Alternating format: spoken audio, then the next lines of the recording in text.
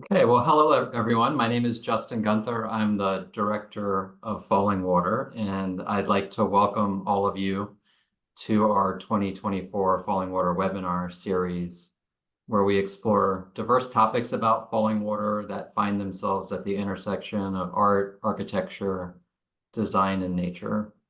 And today we're joined by Leslie Williamson, who is a photographic artist and essayist, and she'll present images and stories from her book, Still Lives, in the homes of artists, great and unsung, where she explores the personal spaces of artists as she has documented in her really uniquely beautiful atmospheric style of photography. And she's also going to give us a sneak peek into her newest project, Searching for the Soul of America, which is a photographic essay that seeks to reveal our shared history through our nation's historic and cultural spaces. So that will be a real treat. Leslie is the author of 4 books, handcrafted modern interior portraits, modern originals, and still lives. And in each, she uses her camera as a lens for communicating the lives of her subjects. And these are iconic architects, designers, cultural mavericks, and even creative but quiet geniuses. And her photography has been exhibited in galleries throughout the United States and in Japan. She's been published in monographs from Rizzoli, Gestalten, Prestel, Hearst, and Faden.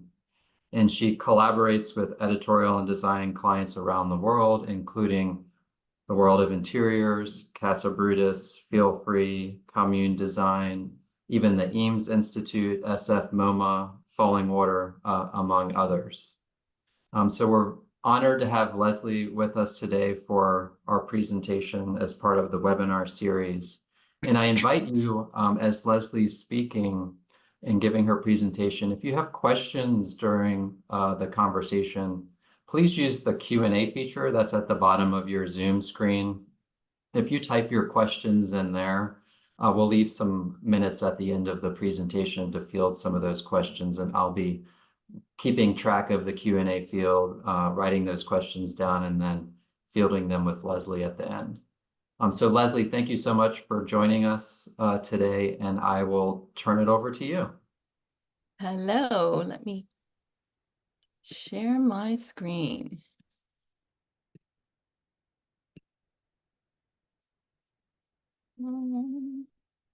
Did I share my screen? I'm still just seeing you. Yeah, I know.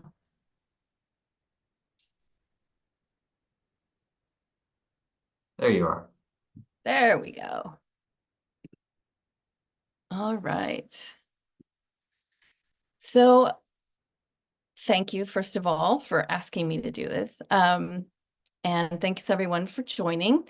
Today I'm talking about my book, Still Lives, in the homes of artists, great and unsung. And throughout all of my work, I look for spaces that personify the person that lives there. I'm looking for more than beautiful interiors. I'm really looking for places that you feel the soul stirring of the person who lived there, or if the person is still living, it's like the ultimate portrait of that person through their choices of their home. And so what I look for in what I photograph is a little deeper than just an amazing interior. So in this book, I feel like I've been working on it for years and years and years because I love photographing artists' homes. And there's something incredibly special about the artists' homes that have been preserved, that the person is not living there anymore, they've died, but a loved one or the impact of their work on the world has made it so that the house has been preserved. So this entire book is all preserved homes around the world. So just wanted to let you know that as we get started. So I thought I'd start with our cover girl, which is Georgia O'Keeffe. For each of these, I'm going to go quickly into like a little quick background of who the artist is, and then we'll just go through the house and I'll talk about things that I've seen and tell you what's there and tell you stories. So Georgia O'Keeffe, pretty well known to most people.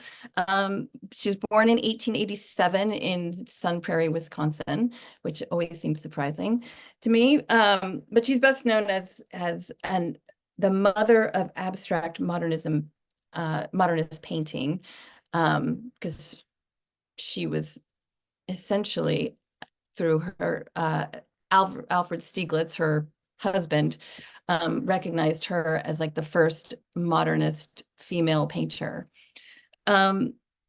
She's best known for her her paintings of flowers and desert landscapes. So she wanted to be an artist since she knew she wanted to be an artist when she was 12. And she studied and traveled and taught painting, and then went to New York and showed her work. Basically was discovered by Stieglitz, if you can say that. And in 1917, she and Stieglitz actually became a couple. And this relationship, there's a lot that's been said about it, so I'm not even going to get into it, but it was a very passionate relationship, and they ended up getting married. But he was a big proponent of her work and showed her work every year. Let's see, from 1917 to 1946, she had a yearly show. And so by the 1920s, she was pretty much a very famous painter. In 1929, she visited New Mexico, which really was life-changing for her. And so her homes are in New Mexico, and this one, Abiquiu, is the home that she actually bought from the Catholic Church, believe it or not. She saw this house 10 years before they would sell it to her. So the first image that you see, when I went to, the first time I went on the tour, like everyone, and I went in the summer. So this is the house in summer as I first experienced it, because I wanted to experience it when the garden was in bloom, because that was a big reason why she bought the house, because she wanted to have a garden. But when I returned in December, this is how it was. So this is the little pedestrian door that you enter through. And I remember walking through here the first time, and this is what you walk into, which is such an iconic space. There are so many photographs of O'Keeffe in this space. The main one is a portrait by Karsh, which I wish I had on here, but I do not. Anyway, so you enter through this space and you come into a little, oh, I forgot about this. In this space, I always found this interesting. Her gardener wrote on this skull, which apparently she was very close with her gardener and they had like this jokey relationship, but I still am like shocked that that just seems so rude to me. But anyway, inside the house, this is what you would call, what she called the sitting room. O'Keeffe, basically when she got the house, it took 3 years to renovate it because it was completely in ruins practically. But her architect, Maria Chabot, came and worked on it, renovating it. Basically, everything in the whole house is essentially mud plaster walls.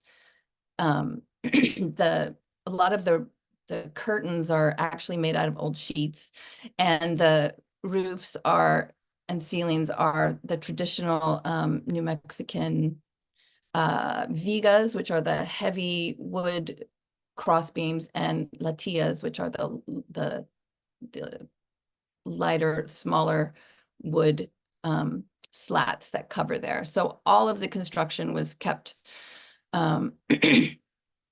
traditional, and she added big windows. So this is the room where it's the sitting room. She loved to sit here in the morning, and she also loved to listen to music. Music was a really important part of her life, I learned. And it's not like me, frankly, that, it's like I turned it on in the background and I'm doing stuff. It's like, no, she would sit here and there's her stereo. She would sit here and when she listened to music, that is all she did. Um, to the point where she had a very serious sound system. I don't know if you can see the uh the speakers there in the ceiling, but here's a little close-up of those. I loved that she was like so dialed in that she had her speakers, so she had the sound system that she needed to like enjoy her music, and she would just sit there and listen very intently. This little moment is embedded in one of the bancos, which are the benches that are across the wall, and there's like looks like a rattlesnake skeleton that's like under some glass. As you move through, this is the little dining room that's off the kitchen, and you can see through there. There's a window that looks out to what is called the roof. She called the roofless room. That window she would take out in the winter. I mean, in the summer for the heat. So to have a more of an open air, let the airflow. There's a door on the other side of that room, the dining room. This is the roofless room, one of her sculptures on the table, which, as you can notice, is like just cinder blocks on a big piece of stone. Lots of very basic ways to decorate, frankly, in this house, which I was always inspired by. This is her kitchen. The funny thing is the only way you can get out to that little roofless room is through that door. And then another door goes out there, but it's kind of this strange, like there's only one way to get in that room. And the room that's just, it was a little lunchroom here, but in some of the spaces, that sitting room and also this little room off the kitchen, the floors are so delicate that you can't I couldn't have a tripod on them, and really they try not to have anyone walk on them. So the preservation of the house is really an ongoing thing that requires a lot of attention. So essentially, it's like no one really gets to go in that sitting room or in this room. I mean, I did, which was pretty exciting. So as you go outside of the house across kind of a dusty driveway, this old stable, she converted this to her studio. All the tables in the house are basically her design, which is just two pieces of plywood that are hinged together and folded out or folded on top of each other, depending on what kind of width she needed. But she used these they're in every room. They're her dining table, they're her kitchen table, they're in every room, and an ingenious design, I think. So when this room was her studio, which was for most of the until like when she wasn't painting anymore, she basically in the latter part of her life, she had macular degeneration and she started not being able to see.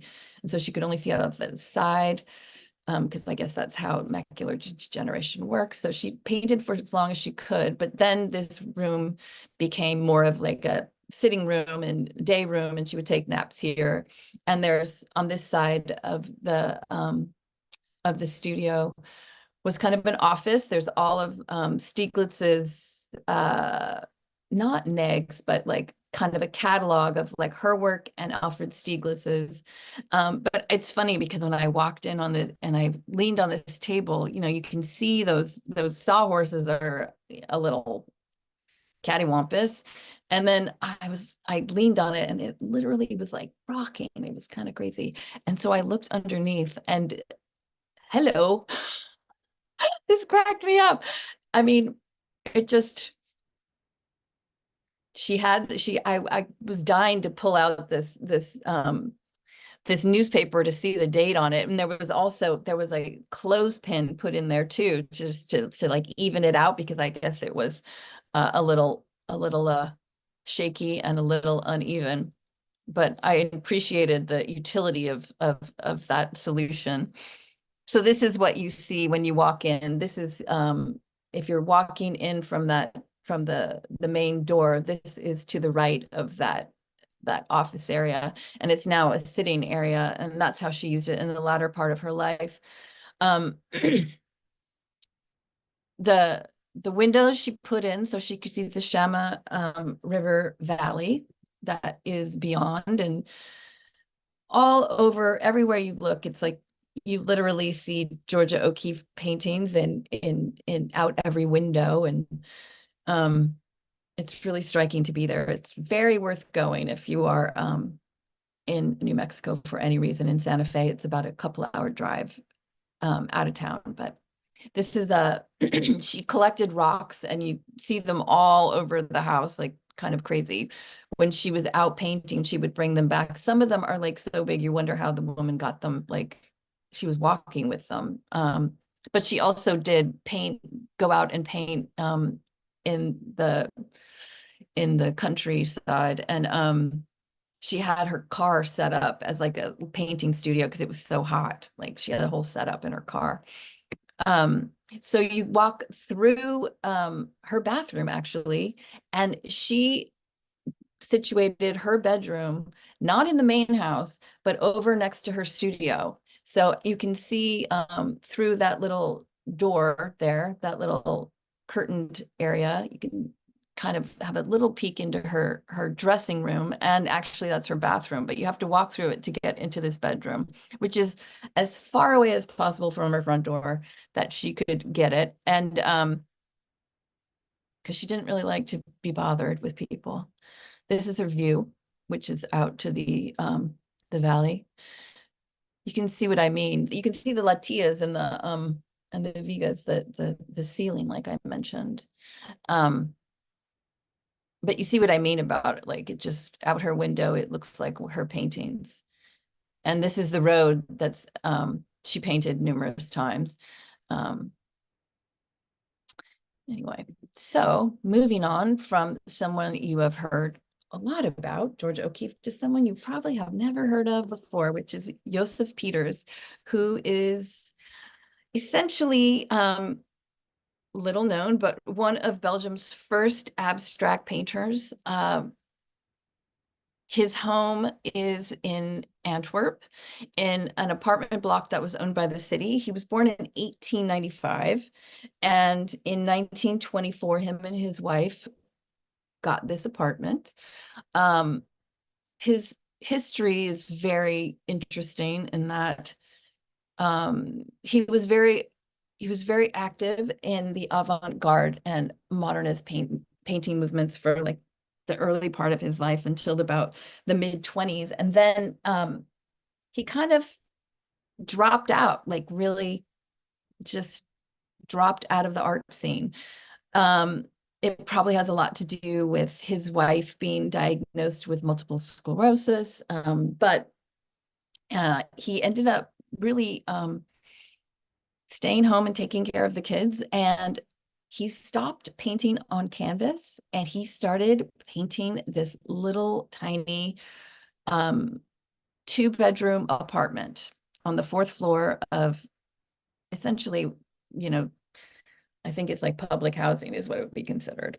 It's a beautiful little location in that it has an amazing view of the river, but this is what you see when you walk in. I have to tell you, it is tiny, but it is unreal. It took me like quite a long time to get in this space, but I've shot it a couple times now because it's just so spectacular. So this is the entry. So you're looking down to basically the kitchen, but because he was a painter when they got this space, he made this is the room that is right off to the right of the front door, and it would normally be a living room, but he made it his painting studio. But you notice the subtle blocks of color on the wall. That's a self-portrait of him. He was very into theosophy, which I think he looks more like a magician, or it's kind of an intense self-portrait, but I love it. So then next down the hall is this is the kids' room. That's what you see right when if you look out that doorway, you see what you basically would see right when you walk in the front door, which is where you hang your coat. Everything in this house he designed and created for the space. So everything you see, that coat rack, the door, like everything was his design, including this cabinet. The kids' room is in shades of like grays and pinks. He designed the light fixture. And this is the her name was what, Pelagia's and Yosef's bedroom. And he designed this bed so that two twin beds like would fold out. He painted this painting, but it's painted on a mirror, interestingly. So you can kind of see like the light up at the top left there in the painting. I always wonder if it's some kind of I don't know if it's just an abstract painting, but it feels like it's some kind of floor plan of the apartment or something. I always wonder about that. He also made a desk that folded out, and also a fold-out mirror, which you can see, and you can see the bed reflected in that. All of these designs were his, and it was like a genius master use of tiny, tiny space. So that door goes back out to the hallway, which leads you to this end room, which ended up being the room where the family would congregate. It's a dining room, living room, everything room. The kitchen is so small that I didn't even shoot it because you could barely get in there. And I believe when they moved in, I don't know if there was like a water closet. There is now, but there's no shower to speak of. So anyway, but this room, he did his abstract painting on it as well, which is spectacular. This painting here is the only painting he sold in his lifetime. After he passed away, his daughter Godlieve lived in the house until she passed away. And when she passed away, she left it to the city of Antwerp, who has preserved it amazingly and with such care. Here's like over the hearth, there's a painting, and there's a little tiny self-portrait of him. The painting is of views out his window, and then he has this little self-portrait in the corner there, you see. But here's just like some details, because I mean, he was so meticulous that he even drew like the wood grain on the door in pencil. Like, that is pencil. I love it. This is the ceiling. Yes, I laid down and I shot the ceilings of all of the rooms because, I mean, they are essentially masterworks.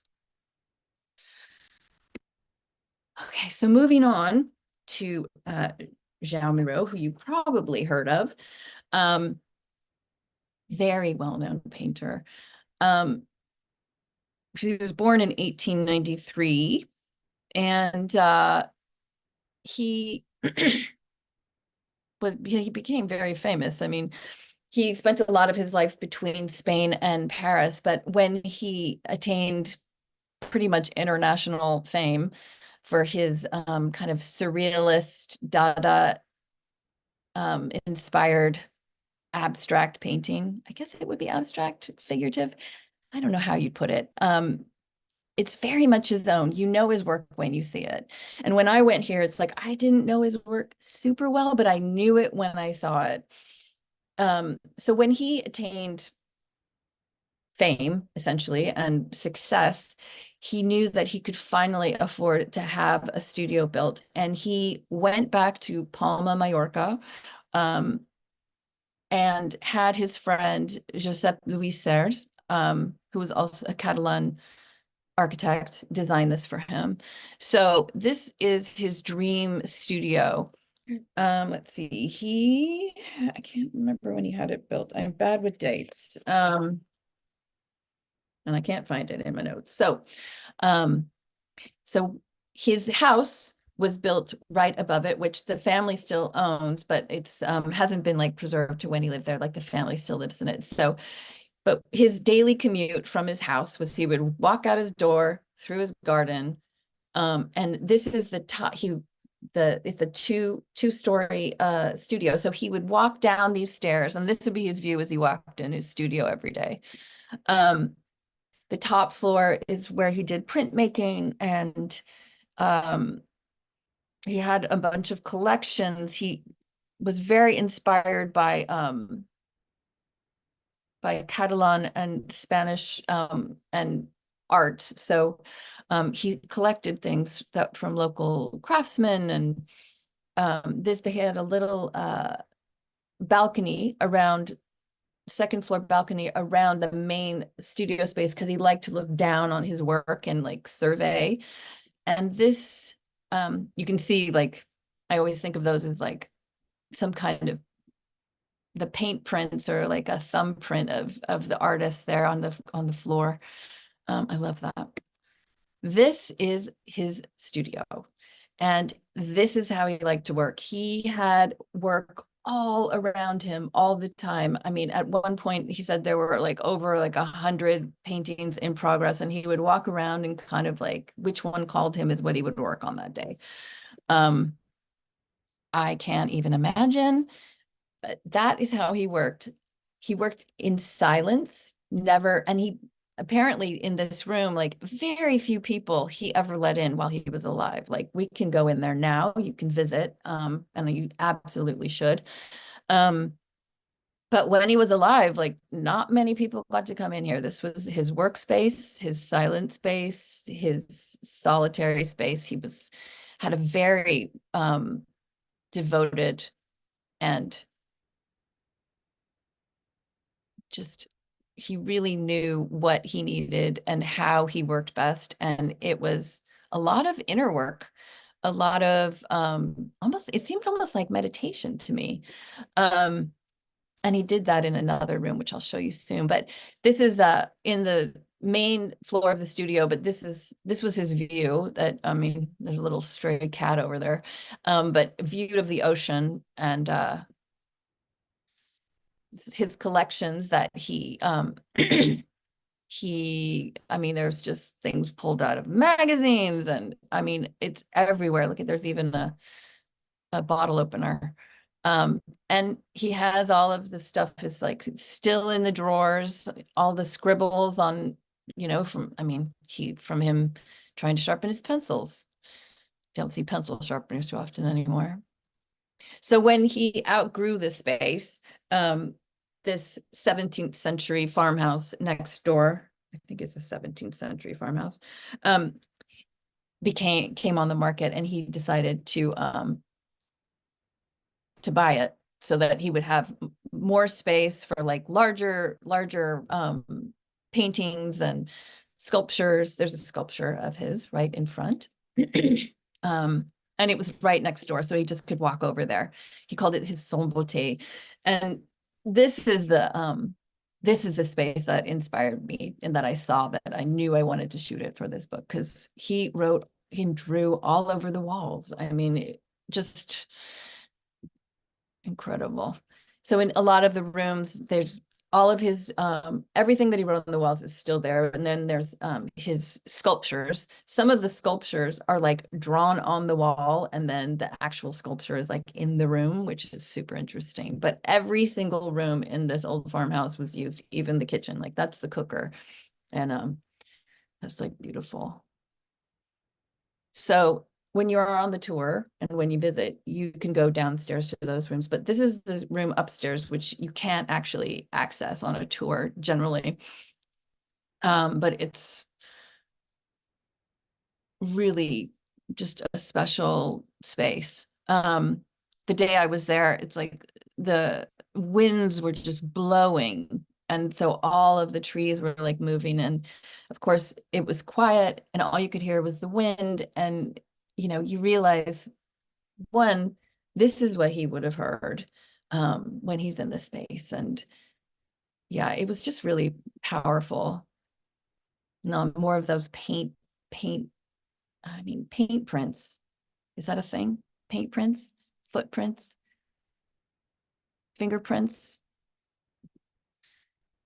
So the room I was telling you about, this is the one room that there was no painting that happened in here. He had more of his collections, and this is like, he had a picture of his mother and his father and Picasso, and he would use this room in the morning as like a meditation room where he would do the inner work. He would go and he would think about his process or whatever like he was thinking about for painting for the day. But he had a whole internal like meditative practice that he was really, really in touch with and understood about himself. I mean, it really is the thing that struck me the most about his work and being there. It was the most interesting thing. There's even in this room, there's like this, see the doorway there on the right. This is what's in that room. It has a little round circular window, but he would sit in this room and meditate. Like I think it's a converted closet, but yeah, that is what he would do. Anyway, so moving on. Back to the United States. Andrew Wyeth, who another very well-known painter, and his studio has been preserved in Brandywine, Pennsylvania. Pretty much changes have been made. Like his wife, after his death, donated it to the Brandywine Conservancy. And so his studio, this is it. It's an old schoolhouse. His family lived in it, his wife and then his two kids. They lived in it when they got married until like the 60s. And then they moved like to a converted mill, or yeah, something like that. A converted mill, I think it was. But he kept his painting studio here for like 70 years. So this was his primary workspace for 70 years, which essentially is his whole career. He never left the United States. He only painted, he painted what he said he painted his life. And he painted in the environs of this Brandywine, Pennsylvania, in this community, and then up in Cushing, Maine. He became very successful very young. He was the son of noted painter and illustrator N.C. Wyeth. And this schoolhouse is actually 5 minutes away from the house that he was born and raised in. So he obviously had a lot of visitors come, and this is what you're greeted to at the door, which is, I'm working, so please do not disturb. I do not sign autographs. I mean, my gosh, very, very direct. And I appreciated it, because who wants to be interrupted when you're working? But apparently he had a lot of people like knocking on his door. So when you walk in, there's a little combination dining room and kitchen that when they gave, when they donated the studio to the Brandywine Conservancy, Betsy, his wife, kind of put it back to how it was when they lived there as a young family. So this is the kitchen and dining room as it would have been when they were just married and when their kids were growing up there before they moved to the new house that they had made, that they had designed and converted. So pretty basic, but apparently a very communal room. And I'm going to go back really quick. Oh, there's a hearth in there. Apparently I didn't put it in, but apparently the litmus test when he was done with the painting is that he would put whatever painting he had finished above the hearth. I'm not sure if it was like to figure out if he liked it or to see what other people thought, who knows. So you move through back through the entryway, and then you come to this hallway. This is basically what would be entering, heading towards what would have been the main schoolroom when it was a schoolhouse, but it almost looks like an Andrew Wyeth painting there, doesn't it? And behind me, if you're standing here, are the stairs that go up to the second floor where the bedrooms would have been. But when I was there, it wasn't bedrooms anymore. They were just kind of like storage rooms, although I did peek in there. Off of this room is what Wyeth called his library, which is where he kept a lot of artifacts and things that inspired him. And his library, a full skeleton, there's a tortoise shell. He had a lot of films that he liked to watch, which were mostly like kind of Hollywood swashbucklers. And then there's obviously a lot of reference books. And there was books of both about monographs of his work and his father, N.C. Wyeth's work. Lots and lots of little soldiers everywhere. In the main room, there's there's a whole display, which I don't think I included in this, but in this room, this would be the school room. But as you move through here, through the main biggest room of the place, it's like this is where he had his studio, which was kind of as far away from the front door as you could be, which is understandable when you think about that note on his door for the world. So Jamie Wyeth kind of put this room back as it was when he was painting the painting Raccoon, which is what is on the easel there. But this is how it would be when he works. Kind of love how messed up the walls are. And at the bottom there, you can see there's a bayonet that's holding that trap door closed. And I did not see that and fell. Yeah. So he worked tempera. And so I guess you need egg whites for that. So there's all of his paints are still there.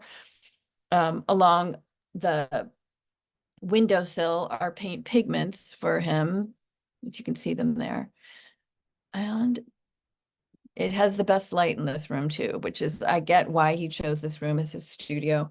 And it's been beautifully preserved by Brandywine. Let's see, what's that? So I think we can get through one more. So this is this book, this chapter actually didn't make it in the book. So I call it the lost chapter, but it's J.B. Blunk's house, who is a Northern California sculptor. He worked in ceramics. He's best known for his work with wood and a chainsaw, or just sculpting wood. But his home he built completely, and can be considered his masterwork as well, I think. Everything was made from salvaged wood that he found on the beach, because him and his wife, who were building it, were on a budget. Very Japanese inspired. So this house is a house that I actually included in Handcrafted Modern, which was my first book, and that was in what, 2009. So, and since then, I have continued my relationship with the family and this house, and I continually, like, I have photographed it since then, like every year. So I feel like my experience with this house helped me have a deeper understanding of what these preserved spaces, like what happens to take care of them, and it's part of the reason why I really wanted to concentrate on preserved spaces in this book. Was a lot of it was inspired by the J.B. Blunk home and the family and the work they do, and my involvement with it as well, and how I've learned how challenging and difficult it is. So I'm just going to share this. It didn't make it in the book because there wasn't enough room, but basically, it's one of the most beautiful spaces I know, and I feel so fortunate to be able to be there. So everything you see is by JB. Found Rocks, that painting is by him, the stool, and you'll notice that one of the pillars there is a old telephone pole. Let's see. I don't have all my dates, so I'm just gonna kind of freestyle this. This is the kitchen. So he built the tables, so it kind of is like basically the downstairs is an open space, and this is kind of a natural divider between the kitchen and the main room. It's more of an organic shape. Had a lot of next to it is like the wood stove, and again a stool by JB there. Lots of phalluses. There's another one, couple actually, and his friend Isamu Noguchi, who he met by chance when he was on leave during the Korean War in a Mingei shop, but it was a very pivotal meeting for him. He was very inspired by Japanese pottery and actually learned Japanese pottery by some of the masters in Japan after the war. You'll see the wall there is a scrap, it's called the scrap wall. That was made from offcuts of his sculptures. There's another of his pieces, which I think is Mother and Child. I hope that's right. And here's the full room. The couch was built by his daughter's husband, or his, I guess, son-in-law. Is that how you say it? Max Frommold. His daughter, Mariah Nielsen, she lives there with her family now, and also runs a space called Blunk Space, which is a gallery that is devoted to his work and work of his contemporaries, and just wonderful, wonderful, wonderful shows. Check it out. So you saw through that mirrored window door, there's the bathroom, which you can actually see right into, but sometimes they put up a little curtain for privacy. You see the window there is actually a door that's on its side, so you can see the mail slot right there, right behind that little mirror, because all the windows, everything is salvage in this house, and it was built as they could afford it. The sink was made from a big, obviously, chunk of wood that JB created this incredible sink out of. Those are chisel marks. He also did all of the light poles, and this is the bedroom upstairs, which was built, it was an add-on in the 80s, I believe. And the door.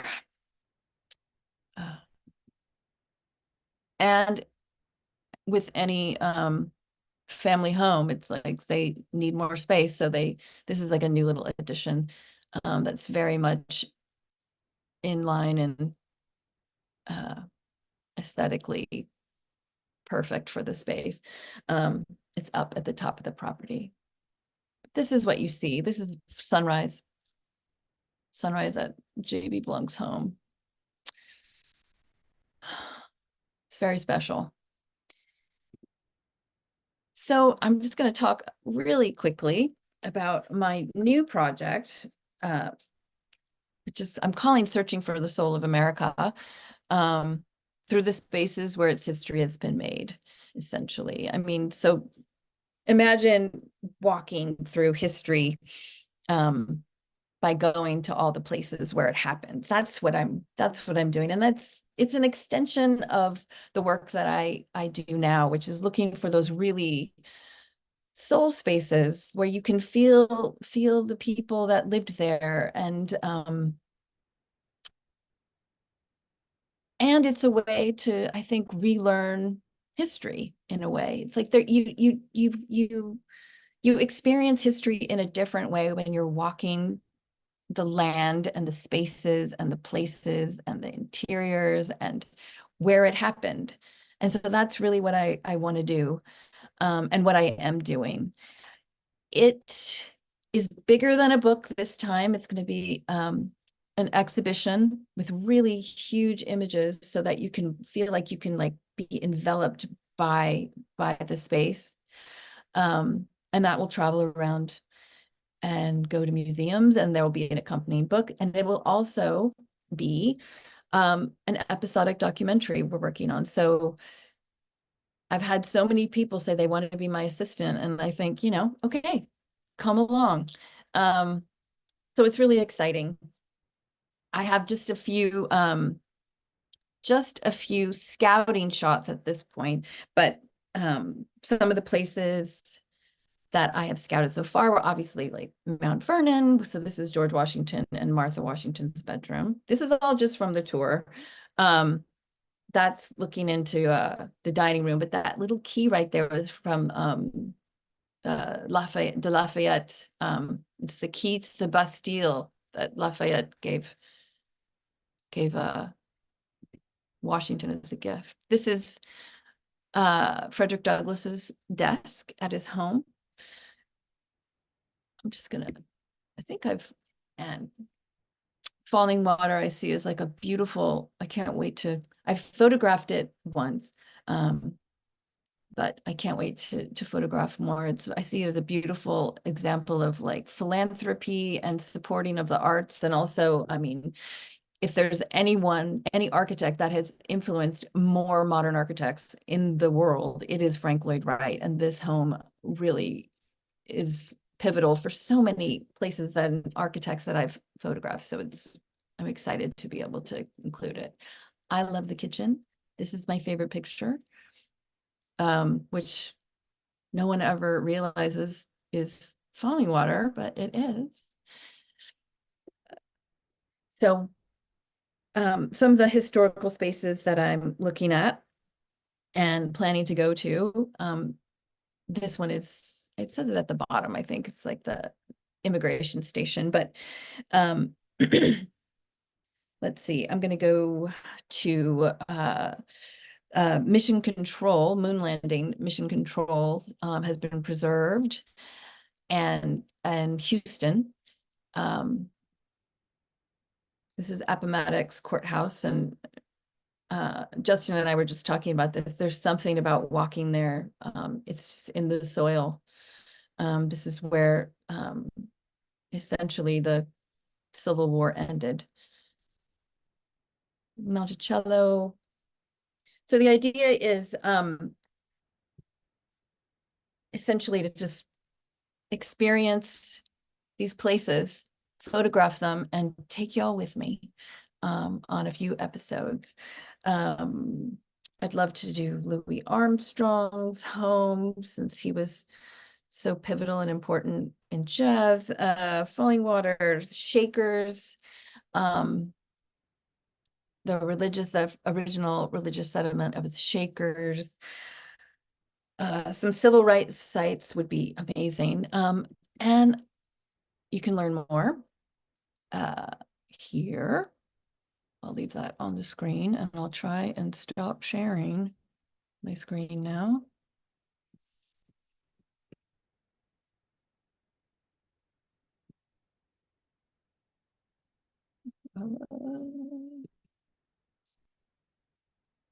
Did I do it right? You did. Yeah. I did want to I'm say back. one more thing in that Please. we're fundraising for the new episodic. We're about to go and shoot our first pilot episode, which is going to be in the Gold Country of California, which I'm pretty excited about. But if anyone wants to support the project, it's like you can go to that website and there's all the information about it. But also, I need everyone's brains. I need everyone that's like traveled the United States and has like been someplace that is so inspiring to them and they feel like is needs to be seen by more people, that is holds you know, some really special part of American history. So because I haven't been everywhere, I mean, a lot of what I do is because I really want to go and experience it. Mhm. And yeah, so I know there's a lot of places that I don't know about, and so please, you can email me. All my information's on my website to get in touch with me. So support, but also, you know, it's gonna take all of us to make this like a really great and extensive project.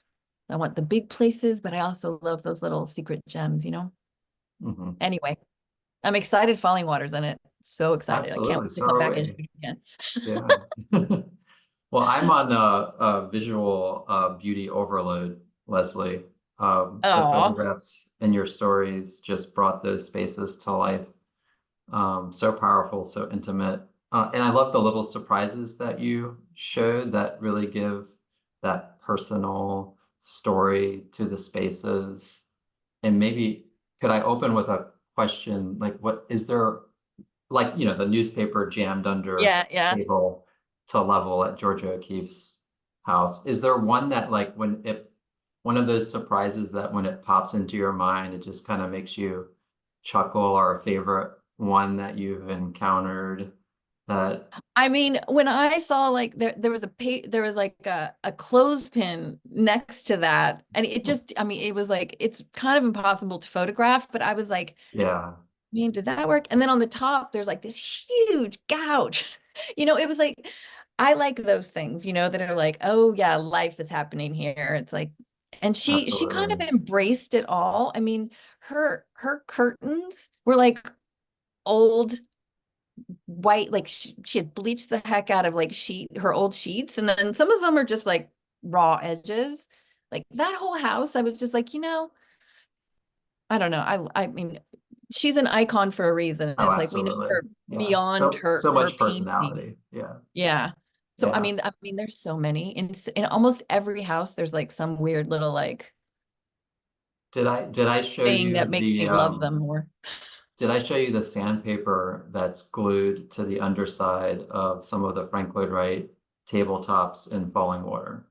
No. Well, when you come back, Okay. so that's Oh where yeah, the you got to show me the Kaufmans, secret. yeah, where the Kaufmans would strike their matches to light their cigarettes. So Oh man. yeah, so I'll show That's you that pretty when you're there. smart. Yeah, absolutely. Sandpaper. Um, Oh my God. well, as our attendees have questions, please use the Okay. Q&A field and I'll try and have you answer some of these. Um, here's a great one. Leslie, you mentioned soul strings or things kind of like pulling at your soul. Hmm. Um, has there been a space that's brought you to tears where you just got so emotional or just so overcome Gosh. in a I mean, space? honestly, this is going to sound so like dorky, but I mean, usually if I don't cry once, it's like I know I'm not in the right place. Yeah, I mean, it's almost like the sign that it's like, okay, yeah, this is where I'm supposed to be. yeah, So yeah, yeah, I've cried probably in every place I've photographed that's been in a book, because that's kind of the litmus test yeah, in a way. yeah, Like, I mean, I don't just want like a really pretty interior, because it's, I mean, it's kind of, I mean, yes, it's about that, the aesthetics, but it's also about, I think things are, you sense more beauty when it's like someone's Mhm. spent time and loved and lived in a space. It's like you feel that. Yeah. Um, Yeah. so the answer is yes, I've cried every single chapter you've ever seen me do. I've probably cried in that house. Yeah. Yeah. Yeah. One of the Embarrassingly. no, that's not embarrassing at True, all. true confessions. That means these places are serving their right purpose, which is to be powerful spaces.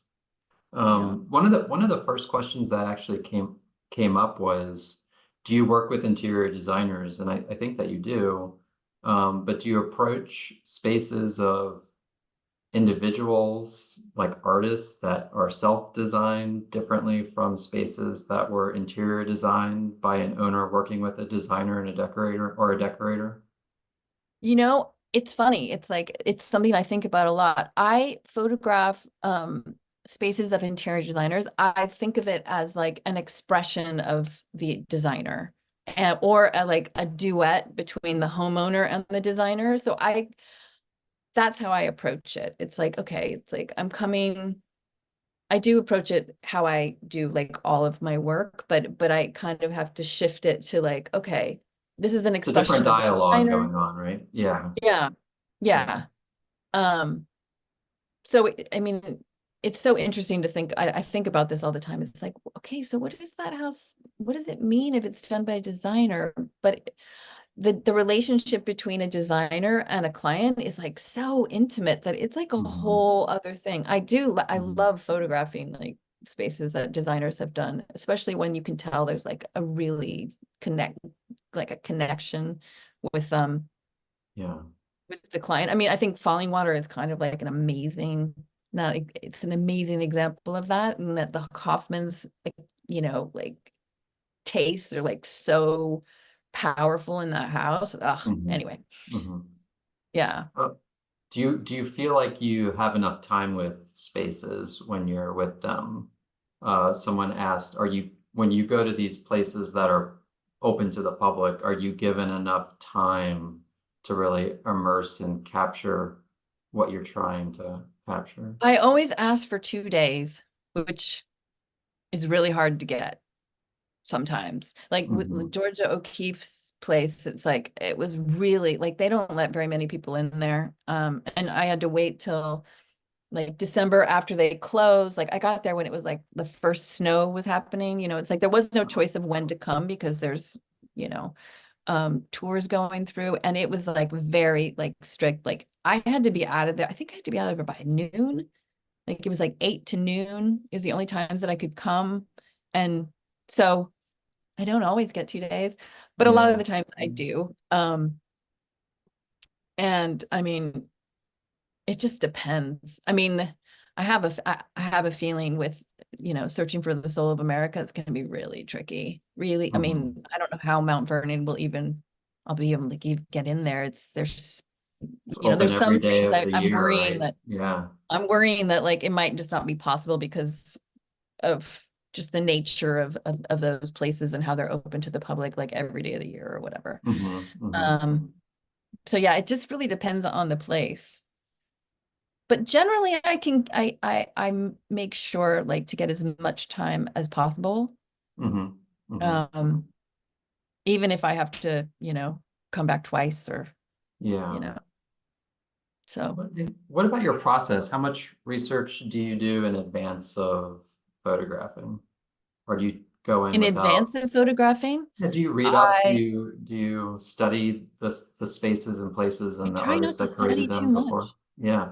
Yeah. I try not to study too like a lot of things. It's like, okay, I see a picture and I'm just like, you know, I kind of know, or I have like a feeling and I follow it. Um, but I don't like with Georgia O'Keeffe, it's like I didn't do a deep dive into Georgia O'Keeffe before I went. I mean, I had like basic knowledge and I went to, museum exhibits, and she was the first artist I even ever heard about, probably when I was a kid. So, but I don't want to do too much research before I go because I want to experience it Hmm. um in kind of like a real way, almost like I can learn it as I'm there, and like you know, you kind of feel your way around. Like little areas always like pull me, it's like, what is happening in this little like nook in the wall? And I will ask, and then there's always like a crazy story. So that's usually how I do it, is like I kind of don't deep dive too much. I shoot and experience, let the questions come up.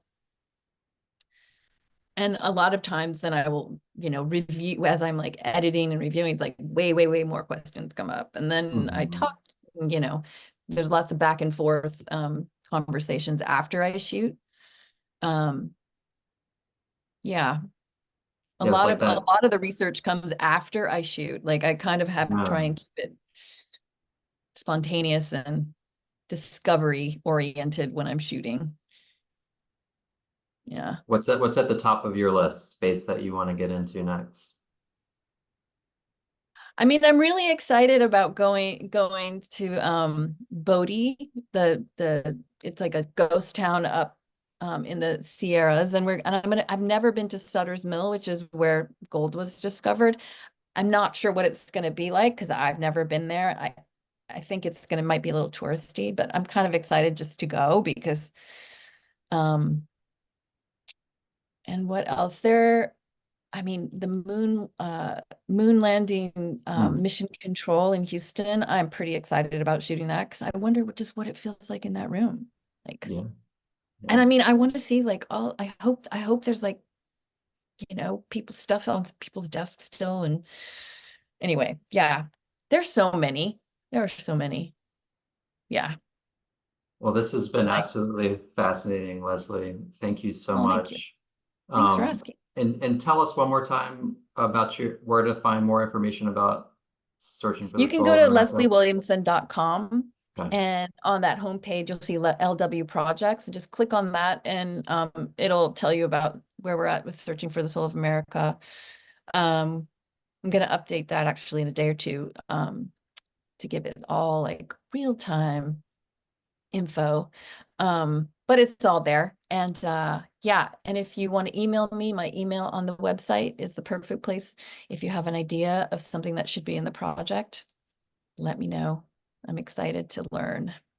Well, we're excited to follow it. So, and Thank you. again, thank you for these amazing glimpses into some pretty remarkable spaces today. Thanks so much, Leslie. Thank you. It's my We'll pleasure. look forward to your next time at Fallingwater. Yeah, me too. All Show me all the right. secrets. I will. Thank you, Okay. Leslie. Bye. Bye.